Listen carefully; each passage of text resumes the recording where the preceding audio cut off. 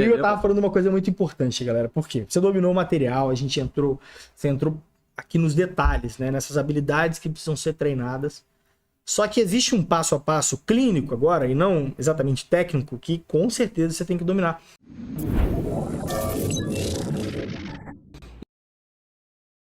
Que é definir o sítio. Por onde começa a definição do sítio?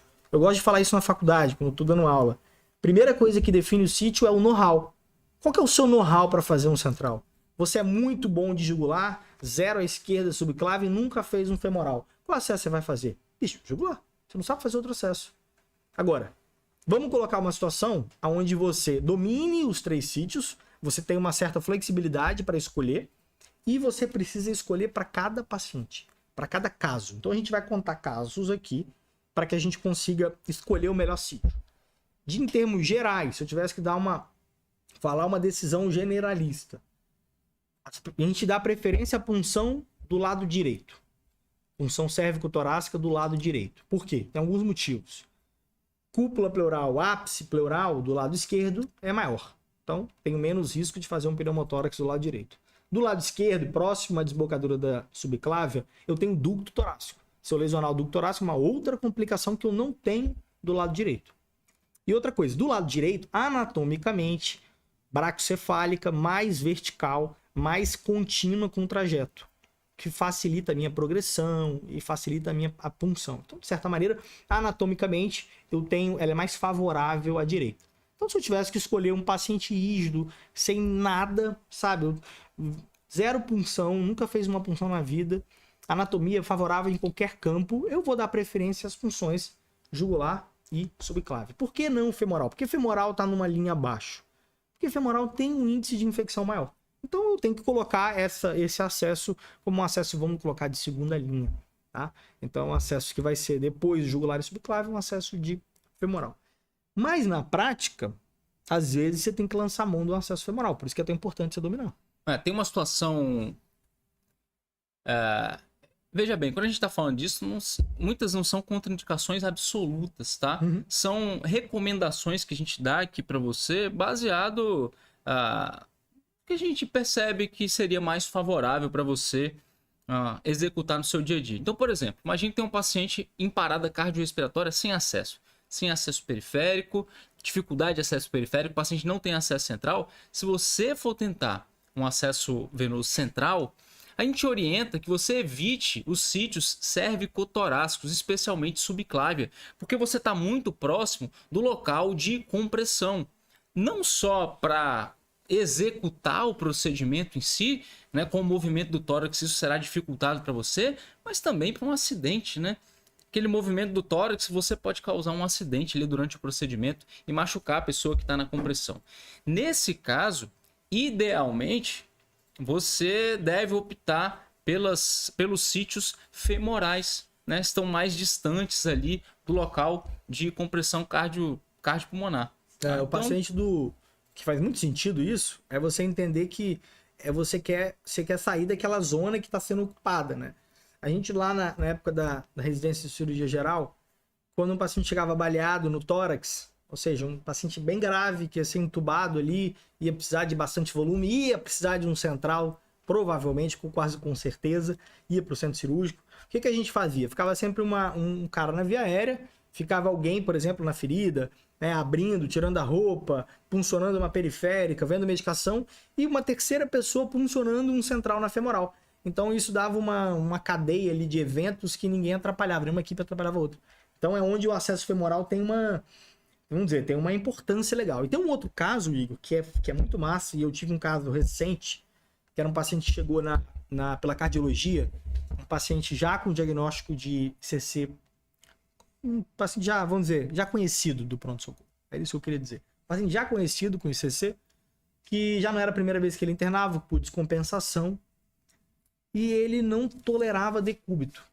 Né? Ele já tinha essa história de não tolerar decúbito. Ou seja, se o paciente não tolera decúbito, como que você posiciona para uma jugular ou uma subclave? Exatamente. Pacientes com insuficiência cardíaca congestiva avançada, que tem dispneia de repouso, que não aguentam deitar, quiçá fazer um Trendelenburg. Ficar 20, 30 minutos deitado. Por mais que seja rápido, né? Pelo menos 20 minutos. Exatamente. Você fazer o procedimento todo, né? Isso atrapalha não só a questão status clínico do paciente, que pode ser comprometido ali, caso você faça um treino, o paciente que já estava dispineico, ele pode descompensar do ponto de vista clínico, mas ele não tolera muito bem aquela posição, ele te atrapalha durante o procedimento, então você tem uma dificuldade grande de execução.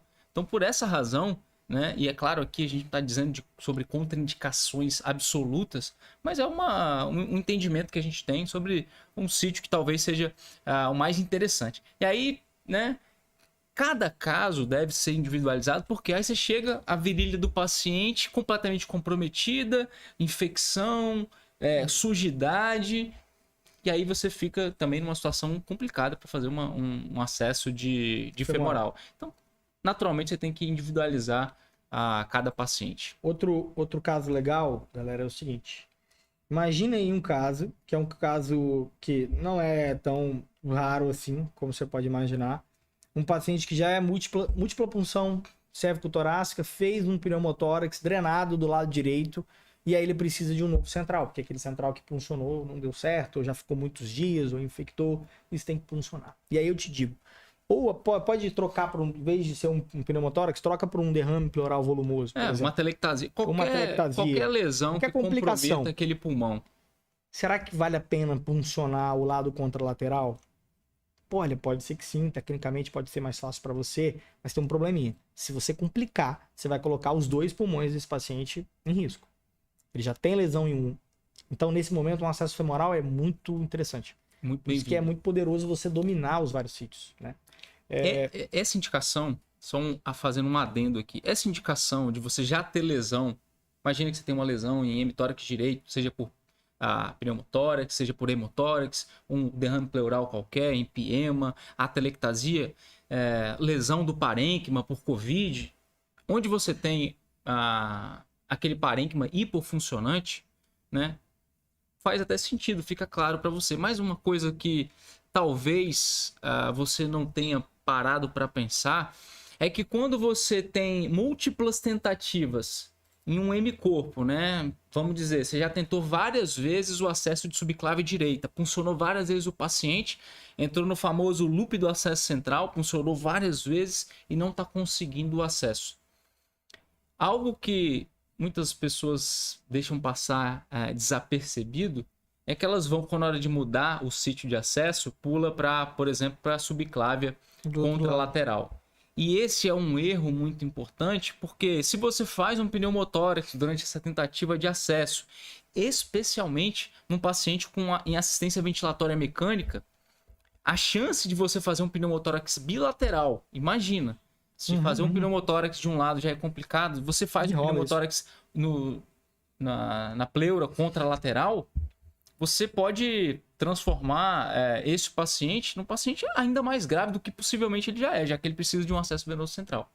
Então fique ligado nesses detalhes. Antes de mudar de lado, eu recomendo fortemente que você rode uma radiografia de tórax nesse paciente para verificar se existe ou não um pneumotórax, né, do lado que você já tentou.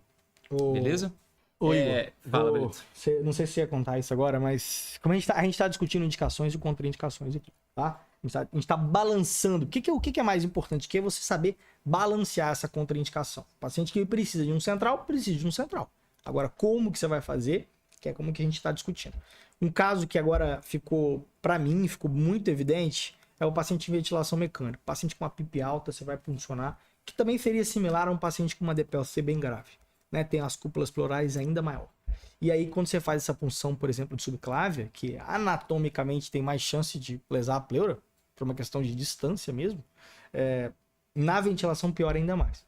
Então, um paciente sob ventilação mecânica, esse paciente clássico aí do Covid, muitos dos colegas optavam por puncionar principalmente de preferência jugular. E quando ia puncionar a subclave, ou desacoplava o aparelho, botava em stand-by, abaixava a PIP, para você fazer uma punção com menos risco de pneumotórax. Então tá aí uma bela dica de você não usar a subclávia, por exemplo, nesse paciente. Usar outro sítio, né? Não só na assistência ventilatória mecânica, mas muito bem, como você falou, no DPOC especialmente e na asma. Beleza? Olha, outro caso, que é o caso que todo mundo manda pra gente, eu já vi aqui, inclusive no chat, não sei se foi o Gabriel, alguém me mandou. Seguinte, o paciente tá com discrasia, tá com plaquetopenia, tá com NR alterado, onde que eu punciono? Não pode puncionar não, Rômulo. Não pode. O paciente precisa de droga vasoativa, você não vai puncionar. Não, você vai prorrogar, talvez. Talvez você prorrogue o acesso, concordo. Se você tiver opção, talvez você vai ter que transfundir, corrigir um pouquinho, fazer vitamina K, fazer plaqueta e fazer o central. Mas mesmo assim, imagina um paciente que agora, esse caso de você prorrogar, você concorda comigo fácil. Agora imagina o paciente borderline. O cara tá com 70 mil plaquetas. Não contraindicaria o procedimento. Tem um INR de 1.3. Ou seja, também não contraindica. Você tá seguindo a literatura ali. Mas você vai ter medo de você funcionar e o cara ficar sangrando. E aí o que vem? Vem essa expertise em indicar um acesso. Por quê? Concorda comigo que se eu errar a punção da jugular e acertar a carótida, facilmente eu consigo comprimir. Concorda? Se eu errar a femoral e acertar a artéria femoral, facilmente eu consigo comprimir. E a subclave, meu cara? Eu consigo comprimir fácil assim? Não, não consegue. Então, no paciente com uma discrasia sanguínea importante, evite a punção de subclave. É uma punção de compressão muito mais complexa. Eu vou te ensinar como faz a compressão de subclave, mas ela é muito mais difícil, muito menos efetiva, muito mais complexa que uma punção de carótida, tá? Que basicamente você tem que botar a mão no sítio de punção e pronto. Quando eu estava na minha residência de cirurgia geral, eu fui auxiliar uma residente de clínica médica, o R2 cirurgia geral, num acesso venoso central. E a paciente estava na emergência, era uma paciente portadora de alguma neoplasia, que eu não me lembro bem, tem uns 4 anos isso mais ou menos, 3 anos isso mais ou menos. E ela me chamou só para auxiliar ela já tinha escolhido o sítio, ela ia fazer um acesso de veia jugular, e durante a primeira tentativa houve uma lesão inadvertida da artéria carótida. A gente comprimiu ali no local, né? A galera que acompanha a gente mais tempo sabe que esse é o princípio mais importante quando você está fazendo um acesso venoso central ou no manejo de uma ferida traumática, é você fazer uma compressão adequada por alguns minutos. A gente fez a compressão, né? O sangramento parou e na sequência ela conseguiu fazer o acesso da veia jugular e deu tudo certo.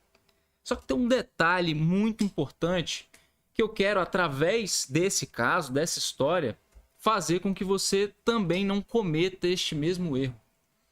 Essa paciente, ela apresentava alteração das plaquetas. E depois do acesso, né, uns 15 minutos depois, ela me ligou e falou que a paciente estava apresentando um hematoma na região cervical. Eu voltei para a emergência e quando eu cheguei lá, a paciente tinha um hematoma importante em expansão. Você sabe que uma lesão venosa pode causar um hematoma, naturalmente. Mas uma lesão arterial num paciente com plaquetopenia importante, 20 ou 30 mil plaquetas a paciente tinha, pode causar um hematoma muito importante em expansão. E a minha grande preocupação em relação à região cervical é a compressão extrínseca da via aérea. Nesse caso especificamente, a paciente começou a apresentar indícios de que a via aérea dela estava ocluindo. Começou a apresentar alterações da voz, salivação importante. O paciente começou a ter dificuldade de respirar e a gente rapidamente se mobilizou para tentar uma intubação orotraqueal. A intubação estava muito difícil, porque já tinha um desvio importante da traqueia. Na hora eu peguei o material para a gente fazer uma crico de urgência e depois de algumas tentativas, enquanto eu fazia asepsia na região cervical, a residente de clínica médica, uma R2 de clínica médica, eu lembro até hoje, conseguiu intubar a paciente e garantir a via aérea da paciente. Por que eu estou te contando essa história? É muito importante você entender, né, que checar exames laboratoriais quando você não tem um acesso venoso central de emergência, que é onde você não tem tempo de checar os exames realmente, é extremamente importante para você evitar complicações evitáveis. Se você checa os exames laboratoriais, você já talvez fica mais atento durante a compressão, talvez você fica mais atento na escolha do sítio, né? Uma compressão de femoral ali, se tivesse uma lesão inadvertida da artéria femoral, seria mais tranquilo de você manejar.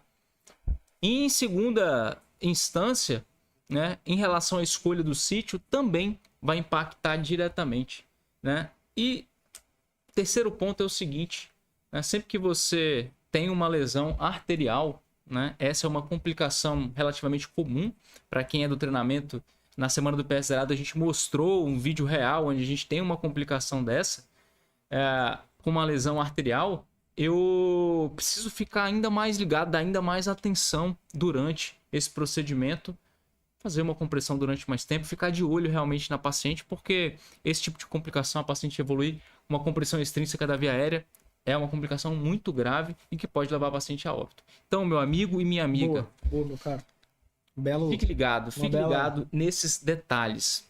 O último paciente que eu quero contar é um paciente onde você vai ter dificuldade do acesso jugular, que é o acesso, vamos dizer, o queridinho aí, talvez o recomendado aí para você fazer. Paciente muito obeso, paciente com uma anatomia difícil você identificar os parâmetros. O que acontece? A referência óssea, ela tende a se manter, né, galera? A referência óssea ela é muito mais presente mesmo no paciente obeso. Então tá aí uma punção onde a subclávia fica mais... chama mais atenção você fazer. Tem dificuldade de fazer qualquer marcação, paciente bem edemaciado, nasarcado, ele mantém ainda a referência anatômica da jugular. Desculpa, da subclávia. Então a referência da clavícula, você consegue uma referência óssea, né? Não é uma referência muscular, não sofre edema aquela região. Então eu consigo fazer uma punção mais assertiva. É um paciente também que vale a pena a gente lembrar, um sítio de punção aí que a subclávia é mais favorável. Show de bola. Bom, eu acho que a gente trabalhou bem as indicações, trabalhou o entendimento por trás das contraindicações, né? Como que é importante você balancear isso. Mas assim, hoje, cara, você compreendeu aqui o que mudou o nosso jogo quando a gente começou a estudar profundamente um acesso venoso lá na subespecialidade, cara. Olha o que a gente tá te ensinando aqui.